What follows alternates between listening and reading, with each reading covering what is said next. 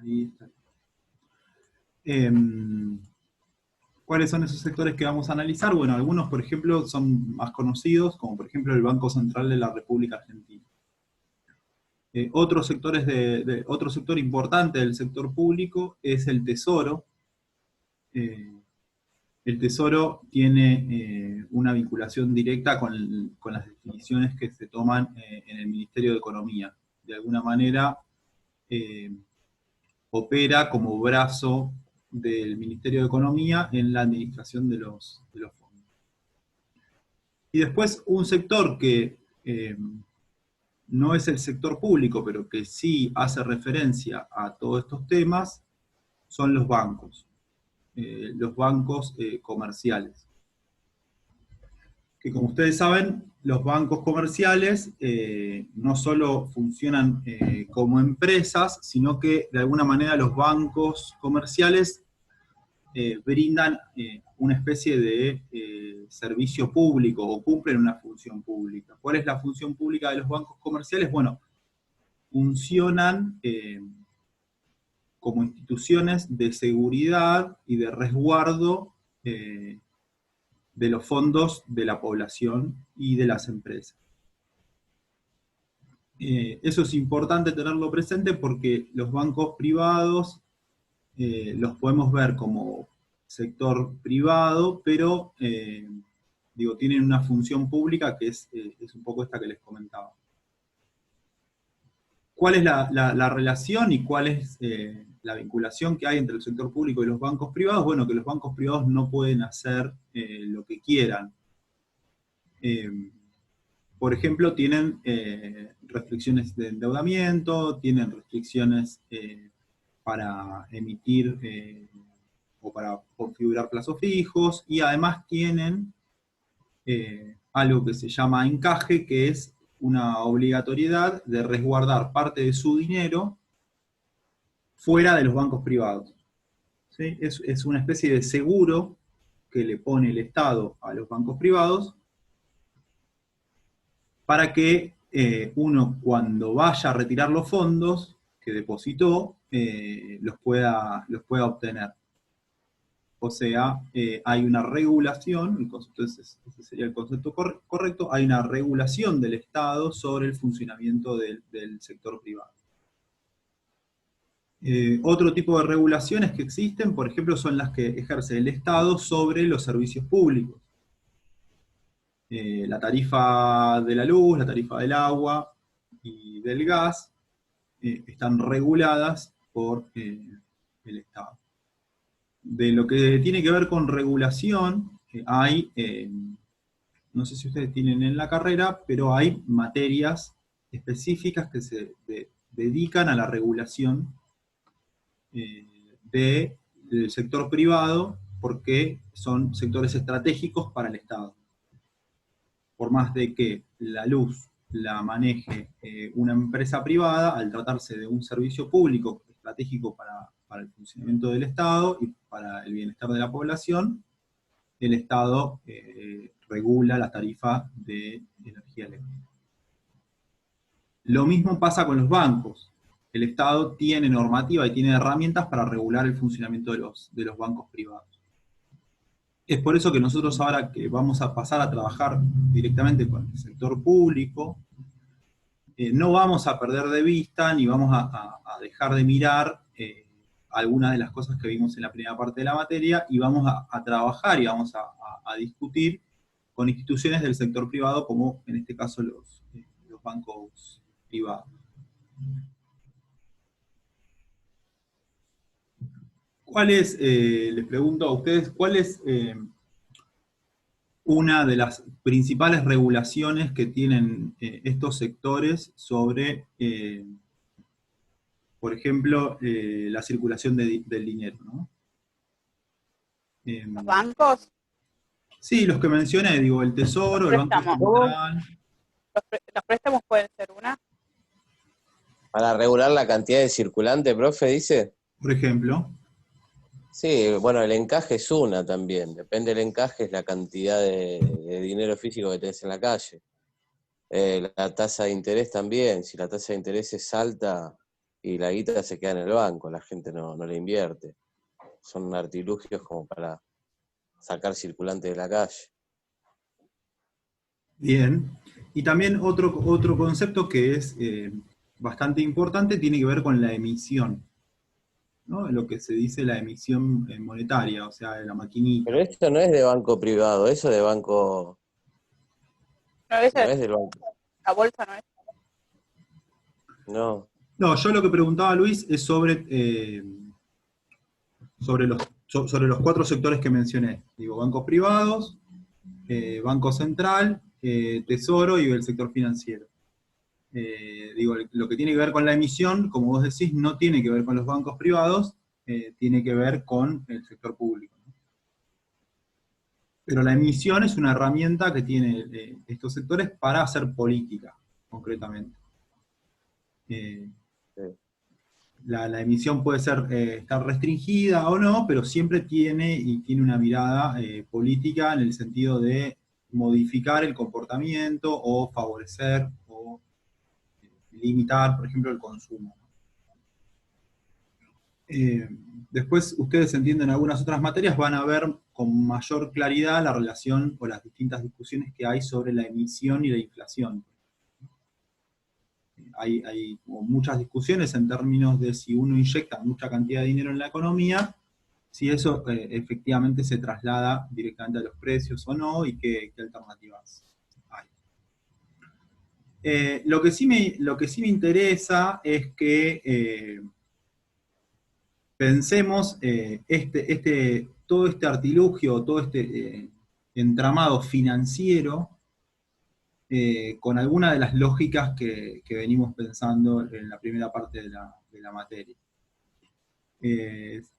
Tratemos de, en la medida de lo posible, traer algunas de las cosas que vimos en la primera parte de la materia para poder interpretar algunas de estas cosas.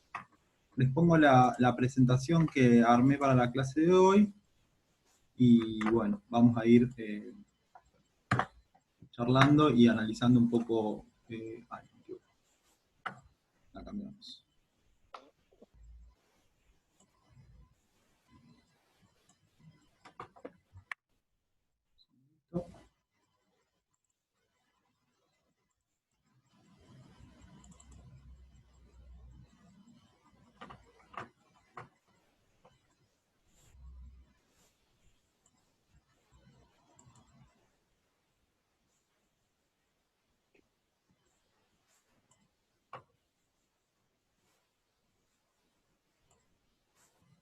Bueno, ahí se ve. Clase 9, unidad 5. Sí, se ve. Sí, profesor. Bueno, ahí hay una primera aproximación y una primera división en relación a los sectores que estábamos conversando recién. Está planteado de esa manera con el objetivo de que entendamos que son sectores que están interrelacionados, ¿no?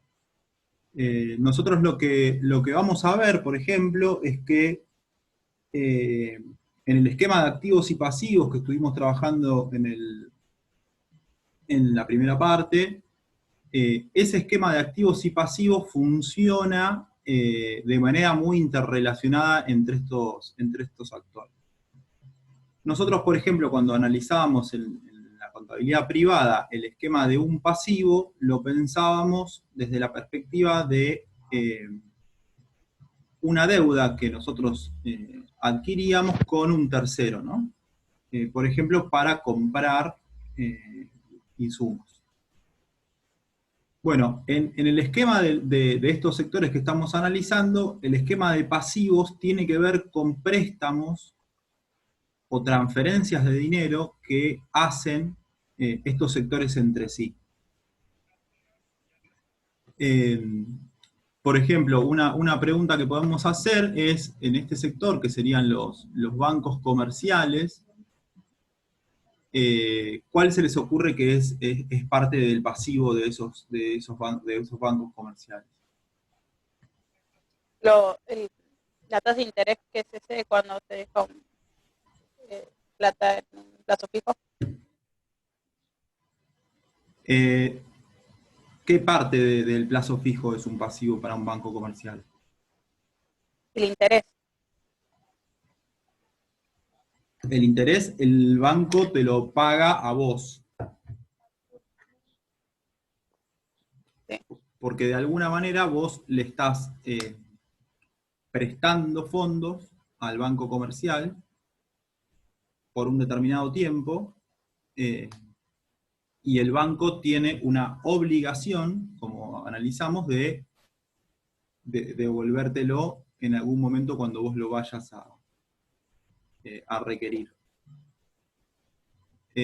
Las interrelaciones entre estos sectores, por ejemplo, entre el Banco Central y el Tesoro, también tienen esquemas de financiamiento. Digo, hay fondos del Tesoro que se ponen a disposición del Banco Central para que el Banco Central pueda llevar adelante determinadas operatorias, pero que para el Banco Central funcionan como pasivos con el Tesoro. ¿Sí? Entonces, en este esquema del sector financiero, lo que tenemos es esquemas similares a los que nosotros habíamos analizado, pero donde no hay necesariamente intervención de bienes. ¿Sí? Digo, es intercambio de dinero porque ese intercambio de dinero es el que posibilita la circulación y el funcionamiento de todo este sector. O sea, nosotros lo que vamos acá a ver es exclusivamente transacciones de dinero entre estos distintos sectores con distintas formas que van a hacer que se constituyan en activos y pasivos dependiendo quién sea el que esté aportando y quién sea el que esté debiendo. ¿Sí? ¿Se entiende un poco la lógica conceptual desde la cual lo vamos a trabajar? Digo, vamos a recuperar los conceptos de activos y pasivos, vamos a sacarnos de encima un poco lo que son los bienes, que es lo que vimos en la parte de contabilidad privada, vamos a sacarnos de encima lo que tiene que ver con los servicios, y nos vamos a centrar en la relación activo y pasivo entre estos sectores, específicamente para el financiamiento, o sea, para la circulación de dinero. Hasta ahí, más o menos, ¿se entiende a dónde estoy apuntando? Digo, ¿qué es lo que nos sacamos de encima? ¿Con qué nos quedamos? ¿Y qué es lo que vamos a intentar investigar en esta parte de la materia? El esquema de definición de cada uno de estos elementos que les presentaba va a ser similar al que habíamos visto en la primera parte. Digo, nosotros vamos a tener un sector, que nosotros podríamos hablarlo como en su momento hablábamos de una cuenta, pero acá vamos a hablar de un sector, y ese sector va a tener, como está acá planteado, activos y va a tener pasivos. ¿Sí? Entonces, un primer punto importante para que ustedes registren es, bueno, va a haber una lista o va a haber un conjunto de conceptos que van a estar asociados a un determinado sector y que probablemente cuando yo los vea en un sector como un activo, los vea en otro sector como un pasivo. ¿Sí? Entonces, ahí es donde nosotros tenemos que hacer algún tipo de registro y de seguimiento para no perdernos en la interrelación entre los sectores. ¿Sí? Y tener en claro que cuando miramos un sector vemos determinados activos y pasivos, que cuando miremos otros vamos a ver los mismos, pero del otro lado. ¿Sí? Entonces ahí yo lo que insisto es eso, digo, tratemos de elaborar siempre con un esquema de prolijidad conceptual, donde nos permita a nosotros ir y venir en una dinámica de la interacción financiera con determinada claridad. Digo, eso es lo que apuntamos. Así como están planteados los activos del Banco Central, están planteados los activos de los bancos comerciales, están planteados los activos del Tesoro, y están planteados los activos y los pasivos del sector no financiero. Acá después hay, para que lo puedan analizar, algún ejercicio en relación a lo que puede ser un proceso de evaluación, porque son estos actores que vemos en el principio, actores muy importantes a la hora de tomar decisiones en relación al tipo de cambio. ¿Sí? Probablemente la interacción entre estos actores y qué haga cada uno de estos actores tenga algún tipo de importancia al momento de analizar una devaluación, ¿no? Entonces, cuando uno habla de una corrida o analiza las medidas del Banco Central para evitar la devaluación, lo que está viendo es la relación al interior de este sector y cómo cada uno opera en función de las potestades que tiene y de los recursos que tiene para evitar o no un proceso, por ejemplo, de devaluación. Después, sí, bueno, hicimos hay varios ejemplos de procesos de devaluación.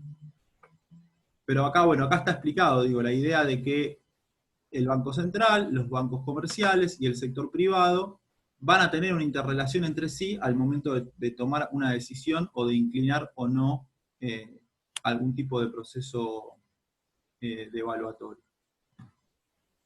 Arrancamos, si quieren, por lo que tendría que ver con las definiciones conceptuales, en lo que hace al Banco Central. Tenemos dos activos principales.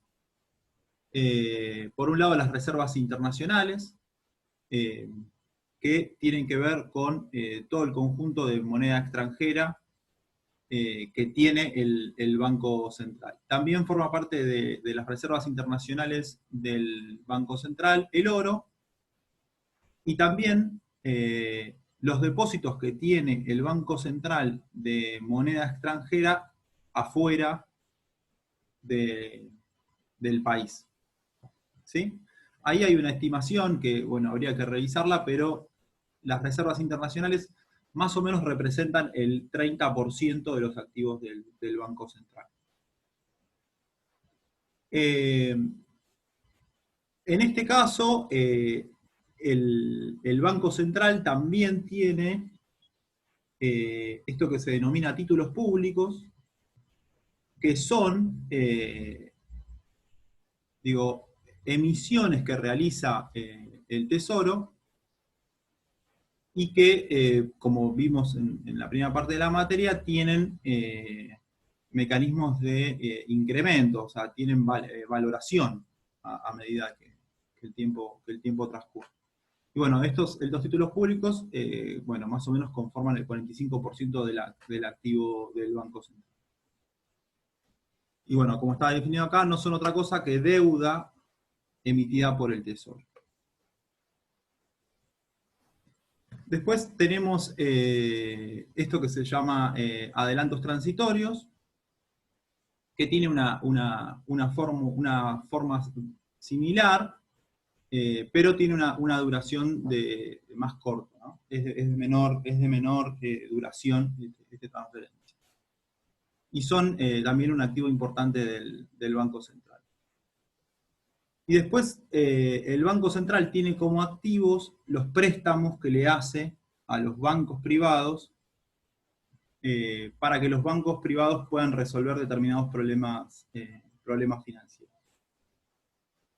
Estos cuatro son los que vamos a ir analizando y vamos a ir viendo cómo juegan, pero cuando hablemos de los activos del Banco Central vamos a estar analizando estos cuatro elementos.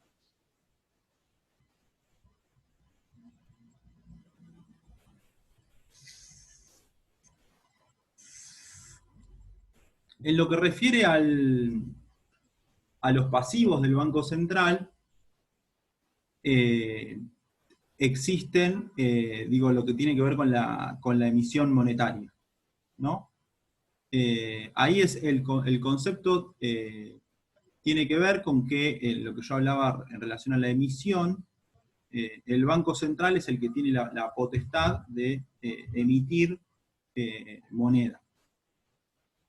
Esa moneda, en su momento, tenía un respaldo, históricamente, la emisión de la moneda tenía un respaldo en donde vos, en última instancia, podías ir al Banco Central y pedirle que te devuelvan algo a cambio de los papeles que vos tenías. ¿Cuáles son esos papeles? Los billetes, ¿no? El esquema que existió en Argentina, por ejemplo, durante la década de los 90, planteaba que el respaldo que tenía el Banco Central por cada peso emitido era $1, ¿no? Entonces, en última instancia, vos sabías o suponías que por cada peso que había en circulación en la economía, había $1 guardado en el Banco Central, y que en última instancia vos podías cambiar tu papel por esa moneda extranjera. En otro momento determinado, la economía, esto es hace muchísimos años, el patrón de respaldo de la emisión monetaria era el oro, ¿no? El concepto del patrón oro. ¿Qué quiere decir eso? Que en última instancia vos podías cambiar los papeles que vos tenías, los billetes que vos tenías, por determinada cantidad de oro. Ese esquema del patrón oro, en última instancia, existe todavía, y el Banco Central tiene reservas internacionales en oro, pero no es el principal mecanismo de respaldo. Y otro pasivo que es importante, que hace pasivo para el Banco Central, son aquellos depósitos que tienen los bancos comerciales en el Banco Central. En la mecánica financiera de estos actores, los bancos comerciales realizan depósitos en el Banco Central, y en última instancia, así como nuestros depósitos en los bancos comerciales son pasivos que tienen los bancos comerciales con nosotros, y esos depósitos son activos nuestros, los depósitos de los bancos comerciales en el Banco Central son activos de los bancos comerciales y son pasivos del Banco Central. ¿Me siguen? ¿Sí? Entonces, lo que nosotros estamos viendo es una cadena donde hay transferencias de dinero, y cada uno de estos actores va asumiendo un determinado papel en el movimiento de ese dinero. Ese pasivo que tiene el Banco Central es una obligación con los bancos comerciales para en última instancia poder responder con ese dinero que los bancos comerciales tienen en el Banco Central. Ahí lo que pueden ir viendo ustedes es que cada una de estas definiciones tiene como una especie de abreviatura.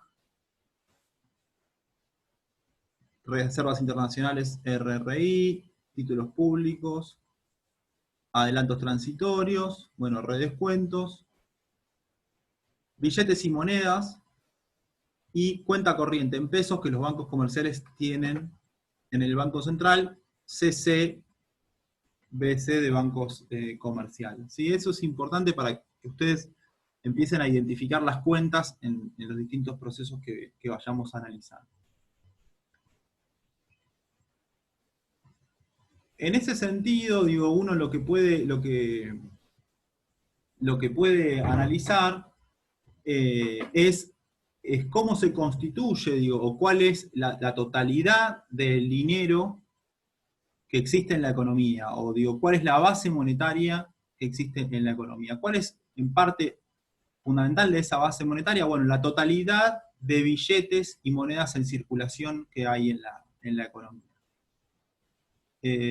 Ustedes saben que, bueno, los billetes tienen una numeración, y esa numeración hace que uno pueda saber cuántos billetes hay de determinada numeración, cuántos billetes de 500 pesos, cuántos billetes de 1000, cuántos billetes de 10 o de 100, y uno, digo, desde lo que sería el Banco Central, lo que el Banco Central tiene es el dato de cuántos billetes hay en circulación en la economía. Que parece algo que uno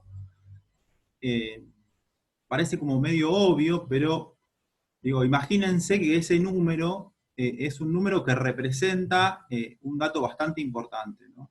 Y que tiene que ver con que alguien contabiliza y alguien cuenta la cantidad de billetes que hay en circulación. Ese dato de saber cuántos billetes y monedas hay en circulación es un dato importante para, por ejemplo, el ministro de Economía. ¿Sí? Digo, saber cuál es la base monetaria de la economía en un determinado momento es una información importante para tomar determinadas decisiones. Y bueno, las cuentas corrientes que tienen los bancos comerciales depositadas en el Banco Central también constituyen la base monetaria de esta economía. ¿Por qué constituyen la base monetaria de esta economía? Porque, bueno, no todos los billetes y monedas están en circulación, ¿no? Hay una parte de esos billetes y monedas que están atesorados, de alguna manera, o están guardados. Entonces, cuando uno quiere contar, tiene que no solo sumar la cantidad de billetes que están en circulación, sino también esos depósitos que están ahí. Acá vamos a ir viendo que para analizar el concepto de dinero vamos a tener varias maneras de entender lo que es dinero, no solo en concepto de los papeles, ¿sí? Entonces yo por eso capaz, digo, cuando hablemos del dinero físico, vamos a hablar de los papeles o del peso como tal, pero cuando hablemos de dinero vamos a hablar de un concepto más amplio que englobe otras cosas. Bueno, hasta acá tenemos, digo, un análisis en relación al Banco Central. Después vamos a ir viendo más en detalle de qué se trata cada una de estas cosas y cómo interactúan, pero en principio estos son los conceptos que ustedes tienen que ir reteniendo, ¿sí? Estos conceptos del Banco Central están definidos en la unidad 5. Y bueno, yo les voy a pasar un resumen de la unidad 5, que es similar a los resúmenes que ustedes venían viendo. Se los voy a subir al aula, igual lo tienen para bajárselo desde el Drive. En ese resumen ustedes tienen como una explicación similar a cada uno de estos activos que vimos hoy. Es importante que los analicen, que los entiendan y que vayamos haciendo preguntas o dudas en relación a cada uno de estos conceptos, porque son los conceptos con los que vamos a ir y venir para tratar estos temas. Bueno, acá tenemos otro de los pasivos del Banco Central, que es bastante importante, que tiene que ver con la emisión de herramientas financieras o alternativas financieras. ¿Qué son? Ahora habría que ver cuál es la denominación, porque digo, hay muchos mecanismos que tiene el Banco Central para emitir este tipo de títulos, pero bueno, el concepto que yo le puse acá es el de LEBAC, porque LEBAC quiere decir letras del Banco Central. Entonces, digo, después uno puede ver que se llamen de otra manera, porque el Banco Central va haciendo distintas emisiones, con distintas tasas y demás, y van cambiando los nombres. Pero conceptualmente estamos hablando de esto, ¿no?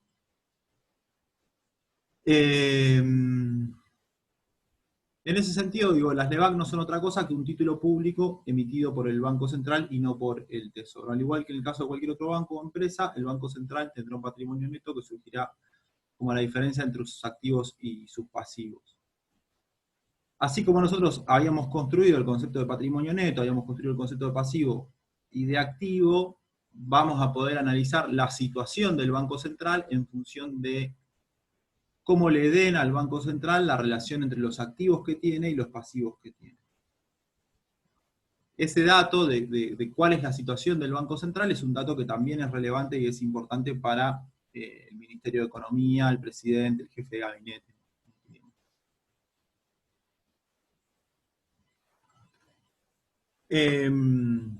Bueno, en este caso, a ver si quieren podemos ir en vez de ir a los bancos comerciales. Tenemos este otro actor que yo les dije que tiene que ver con el sector privado, pero que cumple funciones públicas, Y los bancos comerciales tienen dinero que como tal también funciona como activo, y que les permite a ellos, por ejemplo, interactuar con las empresas o interactuar con nosotros al momento de que nosotros quisiéramos, por ejemplo, pedir un préstamo en un banco. ¿Cuáles son esos activos comerciales que tienen los bancos comerciales? Bueno, son no cualquier dinero, sino solo el dinero emitido por el Banco Central. ¿Qué quiero decir con esto? Digo que desde el momento que tenés un actor que es el único que puede emitir moneda papel, los billetes y monedas que funcionan como activos en los bancos comerciales solamente pueden ser esos activos emitidos por el Banco Central. Acá hay una aclaración que es importante, que es que por cómo se va a dar la relación entre el Banco Central y los bancos comerciales, probablemente las transacciones o los movimientos que haya entre el Banco Central y los bancos comerciales no necesariamente estén manejados en dinero papel o billetes y monedas, sino que tienen que ver con los depósitos que ya tienen los bancos comerciales en el Banco Central y la relación que puedan hacer. Por eso ahí dice, en este sentido, el dinero de los bancos, o sea, el activo que utilicen para realizar transacciones, serán las cuentas corrientes de estos bancos en el Banco Central. ¿A qué hace referencia esto? A que hay un montón de operaciones que se realizan entre los actores que estamos viendo, que no necesariamente tienen que ver con el traslado del billete y moneda, ¿no? Sino que tienen que ver con saldos y diferencias de los intercambios financieros que hay entre los actores, que le permiten a los bancos comerciales mover ese dinero en la relación con los otros actores. Eso es algo que también digo, hay que ir analizándolo, pero para que se den una idea, la interacción entre esos actores no se da entre camiones de caudales que van y llevan dinero, sino que se da a través de saldos en una computadora, favorables o desfavorables, que se van compensando entre el Banco Central y los bancos comerciales. ¿Qué quiere decir eso? Que digo, no necesariamente la interacción entre estos actores va a asumir la forma que asume la relación que tenemos nosotros con los bancos comerciales, ¿sí? Sino que acá, al tratarse de instituciones y organizaciones mucho más grandes que manejan muchísimo más dinero, resuelven sus interacciones de una manera distinta a la que nosotros la resolvemos con un banco privado, que es llevando dinero, depositándolo, dejándolo o transfiriéndolo desde una cuenta corriente de un banco a otro. Bueno, ese mecanismo que nosotros tenemos con los bancos comerciales no es el mecanismo que tienen los bancos comerciales con el Banco Central, ni tampoco es el mecanismo que tiene el Banco Central con el Tesoro. Por eso todo esto se maneja en números muy grandes y con una lógica más de interacción matemática que en una lógica de papel o moneda que uno pueda ir llevando.